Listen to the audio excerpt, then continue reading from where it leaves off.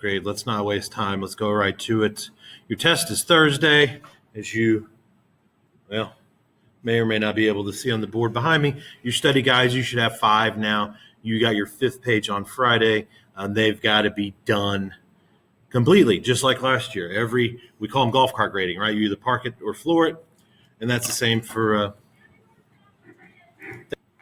Sorry, somebody at my door. That's the same for grading on the study guides. You either get them all done and you get all 20 of your points, or you don't. If you're missing anything, you're not going to get your credit. Now, if they're not right, that happens, but you got to have them finished. So when we left off, we talked about Gettysburg. Don't forget today to fill out your Google Forms attendance question.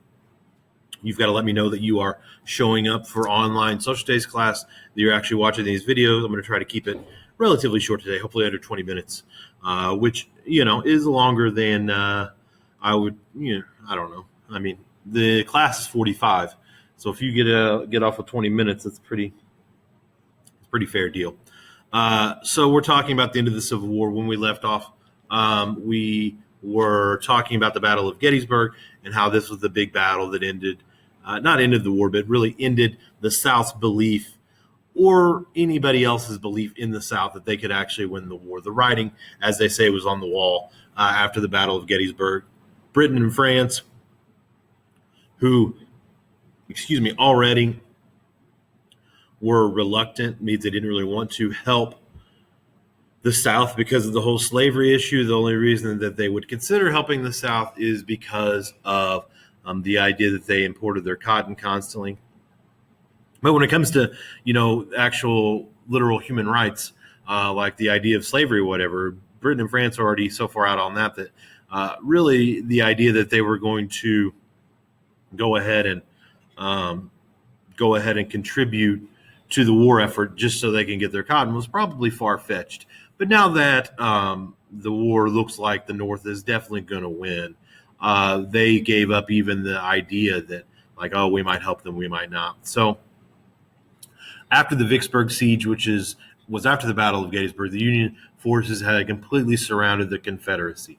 So if you look at a map somewhere in your book, or just on Google Maps or whatever, or just Google image search a map of the Confederacy, you'll see that most of the Confederacy lay on the east side of the Mississippi River. You have all your states over there, like Tennessee and Georgia and the Carolinas and Virginia and Florida and so on. And then on the other side, you did have some Confederate states such as Texas and Arkansas, whatever. And so now that the South has been split in two down the Mississippi River, we've basically got them surrounded and split in two on both sides. Okay, because remember, at the very beginning, our first strategy was to blockade the ports so they couldn't ship out their cotton, which was, again, one of the main crutches of their plan to begin with. So the South was cut in half. I mean, I shouldn't say half, I guess. 2 parts. They weren't equal. You've seen this before, where you're going to share a piece of candy bar or whatever with somebody, and like, well, let's split it in half, and then one half's bigger than the other. That's not really what half means, but you got to be tested on math every year, so I don't want to give you the wrong idea. This is a math class, but these aren't halves and halves. They're just 2 parts, okay? Because the west side only had 3 states, Arkansas, Louisiana off the top of my head, and Texas. And, of course, the other side had more, even though Texas is a big old honking state, of course, our second biggest state after Alaska. And so now the idea is, if the South is my little face here and we've got them surrounded, we're going to start squeezing in from the outside, okay? Like the storm in Fortnite, right? You got to keep moving in and in and in and in and in until you can't. I suck at Fortnite. I'm not going to pretend like I know. I played 3 times, 5 years ago, or 4 years ago, or whatever. 3 years, I don't know. So I'm not going to pretend I know what I'm talking about. But I know there's like a storm that keeps making, smaller and smaller. But anyway. So Ulysses S. Grant becomes our 5th guy. This was one of the questions on the last, the section 4 was what 5 guys led the Union Army. Okay, we started with McClellan, all right, and then we went to Burnside. Burnside is the one that got us destroyed at the Battle of Fredericksburg, and he quit, and Joseph Hooker took over, and then Hooker was replaced by Meade. Meade did a good job, but Lincoln really felt that Grant was the guy who could put us in a position to really have the ruthlessness enough to really finish the war. He was going to make sure this was finished, and he was going to keep moving towards the enemy until they had been defeated. Okay. Now, when I say it like that, it sounds like, duh, yeah, why wouldn't you? Why wouldn't you keep fighting the enemy till you get defeated? Well, because a lot of your people die. And so when you say like he's going to keep fighting, well, of course, this is a war. But what you really mean is that he was willing to suffer losses on his own troops to defeat the enemy, which again is not so clear cut that that's a good thing. But that was the balance that Union generals were having a hard time striking. The idea that like some of us are all the way this way, they're like, we're hesitant to fight. We don't want to get any of our guys killed. And so we keep either not fighting battles we can win or losing battles. And then people on the other side, like Burnside, who just are like, charge no matter what. How many they got over there? 7,000 dudes. How many do we got? 3 guys and a cat. Well, let's go get them. Well, that's not really, there's a difference between being aggressive and just being, stupid. And so we're trying to find somebody that would balance that line. And so Grant was somebody that Lincoln really wanted to be more towards the aggressive side, and he really felt he was going to do the job. And so basically, I mean, you'll see this later when we get to World War II, which is the very end of the year. We dropped 2 nuclear weapons. And now we can have a big, a lot of people have done this, big, long discussion about whether it was right or wrong. But what my point is, the idea behind it is like, we're going to show them right now what will happen if they don't quit, to try to get them to quit, to save our lives, American troops' lives, and, in the long run, some of their lives. Okay. And that's what we were thinking about when we dropped the nuclear bombs too on Japan. And that's what we're thinking about here when Grant sends a guy that I'm going to talk about here in a minute, Sherman, in to just really turn the South into jelly, like just smash them into smithereens. So his main objectives were to catch Richmond, Virginia, and to really get in deep to the South and show them what's up. So May and June of 1864, there were 3 main battles. The Battle of the Wilderness, Spotsylvania Court House, which is the name of a city. We'll get to that in a minute. They would name cities like Spotsylvania Court House, Pennsylvania, or Virginia, which is a weird name, and Cold Harbor. And so General Grant was absolutely determined to finish the war during this campaign, okay? This is the last plan that they've got, okay? Now, it doesn't mean if it didn't work, they would have lost, but it basically means this is it, okay? We are going to finish this right now no matter what it takes. We're going to show the South that we mean business, and they've got to realize pretty soon that they are defeated. And so, the people that are being defeated are usually the last ones to realize they're being defeated. But once you can make them realize that, that's really helps the war get over. So, as always, both sides suffered heavy casualties. Grant became known as the Butcher, which is not a nickname you really want to obtain when you're a general fighting in the war. The reason he was called the Butcher is probably one that makes sense to you. You could probably already guess, but he was somebody whose forces, whose troops suffered heavy losses. Okay, in 1 month he lost 50,000 men. Now, I don't want you to get the wrong idea that he just didn't care. In fact, the opposite is true. This really wrecked him on a personal, individual level. You can find diaries, and there might even be a quote from somebody in our book. I don't know. I know you read this on Friday, or at least you're supposed to, but I didn't read it on Friday. But about him, basically you could read all kinds of journals from troops and stuff about him basically literally crying himself to sleep every night in his tent. He became a pretty severe alcoholic during this because it wasn't like he didn't know if what he was doing is right or not. It was that, he knew that this is what had to be done to win the war, but these are still his troops, his men, in a lot of cases, his friends that he was sending out there, knowing darn well when he gave the orders that a lot of these people weren't coming back, and it weighed very heavily on him. So things like, casually calling him the Butcher or whatever, that's, it's on my slides here, it's in the book, and it's 2020. But it hurt him at that time, and it was really personally hurtful to him because it wasn't that he thought it was unfair. He thought that he did earn the nickname, but he didn't want to be a person that earned the nickname for reasons you can tell. 50,000 men in 30 days is not something that you could just shrug off unless you're a psycho or sociopath, and he wasn't. But he was somebody who was like, hey, we've got to get this over. And the idea is if we lose 50,000 men in 30 days, that saves us another 50 or 100 or 200 or 500,000 men over the course of the next months and years by convincing the South that they're done. So Petersburg, Virginia was one of the last strategic battles.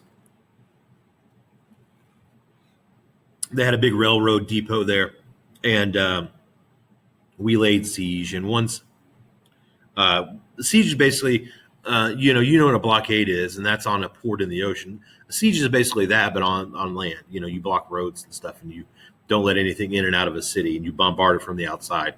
And long story short, and I know we're already 12 minutes in, but once they took Petersburg, Richmond was pretty much next in line to fall over. It was, the dominoes were falling, and Richmond was next. There was no Confederate-controlled way in and out of Richmond now, okay, which is their capital, and they've got no way to get supplies, food, guns, ammunition, gunpowder, whatever, in and out. And so basically, this is really one of the big deciding strategic blows of the war. However, we are left with the idea that we know that we're probably going to win this, we being the North. However, like I said a couple slides ago, the people that are being beaten are really the last to realize that they're being beaten when it comes to war. But, anything else, basketball, you could be a 25-point lead in the fourth quarter, and the team you're beating is still trying to jack up threes and has their starters in. It's the same thing. And so my favorite guy, probably definitely in the Civil War, but probably in American history, maybe in world history, is William Tecumseh Sherman. And he famously had what's called a March to the Sea, where basically, I'm going to look real quick. I'll go back. Yeah, okay, this is the next slide. So he practiced what's called total war. We'll get to that in a second. Before we do that, let's talk about David Farragut, because he was also a pretty boss. In Mobile Bay, first of all, David Farragut was from the South. And so, again, once you get into this idea that people like to throw out that, they didn't know better. Well, a lot of people knew better. David Farragut knew better. He was like, hey, I'm from the South, but this is wrong. Slavery is wrong. And being, committing treason and fighting against your own country is wrong. And so I'm going to stay with the North. And so basically in Mobile Bay, there was so much smoke that he was passing out. And instead of going down to his captain's quarters to get some rest, he had them literally tie him to the mast of the ship, because he was literally too dizzy to stand up, so he could give orders and see what was going on at the time, which is, again, a pretty impressive feat. He became one of the most famous admirals of the Northern Navy for this. Then you have Sherman. Again, he's still really loathed, hated, reviled in the South because basically he just was going through and burning everything down, which is the orders he was given by Grant. Basically, the idea was he's going to march to the ocean and just destroy everything in his path. Now, again, I said this guy's my hero, and that's true. Because what you're fighting here is a force of pure evil. And that's the idea that slavery should be part of life, and we should literally treat people of color as property. And so the idea was that Sherman's going to march in. There's going to be no communications. There's going to be no supplies sent in with him. Basically, anything that he would have to eat or to survive off of, he was going to have to take from the land, and he did. But when he was done, he would get rid of it, and that would be burning things. You can Google Sherman bow ties, and then basically what he would do is once he would go into the South, they would rip up railroad tracks, so the South couldn't get any supplies in at all. Because again, remember, they're cut loose from the string. They're out on their own. with no supplies coming. And so what they would do is they would take these railroad ties, they would sit them on the fire overnight when they were sitting and eating their campfire, and then once they got hot enough, they would take them and bend them around trees. So then when they would cool, they would be solid. You couldn't get them back off, so that the South couldn't reuse those railroad ties and tracks. And so he basically would destroy people's houses, their cotton fields. Once, if they were ranchers, he would, they would kill and eat whatever cows they needed to eat, and they could pack up, and then they would get rid of the rest of them and burn them, because they didn't want the South to come in and get any of these supplies. Again, this is called total war. One of the most famous quotes, and you read this, is like, he's going into Atlanta, and he sends in word like, "Hey, if you're not in the army, you got to get out, because I'm about to burn this what down." And so somebody sends a letter out to him like, "Hey, would you please not burn our city down?" And he sends a letter back that says, "Listen, war sucks. Deal with it. And asking me to not burn your city down is like asking a storm not to thunder. This is just what I do. So get out now, or you're going to get burned down." And then the next day, he burned the city down. Now, again, this is not something that, on a normal Monday, sitting here listening to your social studies teacher with his head in the corner and his beard at the bottom. This is not something I'm encouraging you like, this is good. But when you're in a war, when you're fighting against people who are clearly in the wrong, then that's a different thing. So President Lincoln's elected again in 1964. He gets the 13th Amendment passed. In April of 1865, Richmond falls, and General Lee destroys the leftover guns and stuff, and he flees the city. And so General Grant and General Robert E. Lee meet in Appomattox Court House, Virginia. And again, this is the name of the town. It's not just a building, a courthouse. And in fact, if you remember back in section 1, I told you, remember the story of Wilmer McLean. Wilmer McLean is the guy that lived near Bull Run, and the battle started, and a cannonball crashed through his chimney into his dining room and ruined his table. He decided, like, hey, I'm going to move. He chooses to move in a town of many miles south, in a town called Appomattox Court House, Virginia. So the war literally started in his backyard. And so April 9th, 1865, there's a knock at his door. And it's General Grant and General Lee, like, hey, we're looking for a place to meet to talk about the terms of surrender of the war. Can we use your, what they called parlor back then, living room, or whatever we would call it now? And so the same guy, by a random, coincidence, they knew who he was, which is why they chose his house to knock on the door. But literally, the war started in his backyard and ended in his living room. And so it's kind of a cute, funny story he tells all the time. But it wasn't so funny at the end, because once they signed the letters of the Treaty of Surrender, or whatever, they just started basically taking his stuff. Like, oh, this is the desk where the Civil War ended. This is going to be a collector's item. They just yanked his desk off the ground and took it out and like threw $2 at him. And he's like, that's a $300 desk. I'm like, oh, here's $2, deal with it. And so his house basically got looted at the end of the war. So Lee was given, gives surrender to Grant. 600,000 Americans died during the war, more than any other war that we've ever had. Now, of course, when everybody that's dying, no matter who is winning or losing, is an American, you're going to get that. And so the question now becomes, what are we going to do with the freed slaves? And how are we going to let the states that left the Union back in the Union? And so that's where we'll pick up in the next chapter, including, just a few days after this, Abe Lincoln doesn't make it a week, in the post-Civil War world, which we'll talk about his assassination when we pick up. So your attendance question for today is, I just need to know, test is coming up on Thursday. How you feel?